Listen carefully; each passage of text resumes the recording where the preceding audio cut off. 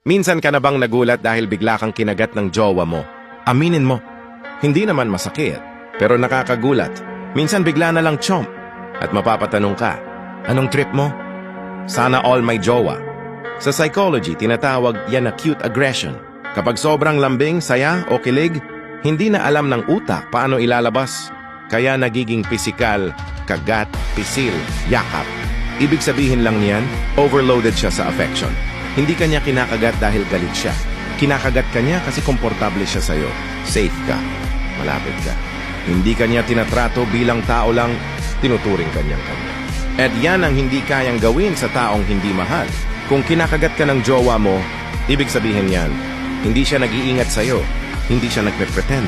At hindi siya takot ipakita ang lambing niya habang ang iba ni hindi man lang mahawakan. Kaya sa susunod na kagatin ka niya, huwag ka agad magreklamo. Isipin mo na lang, hindi kanya kinakagat, pinapaalala lang niya na gusto kanya, sobra.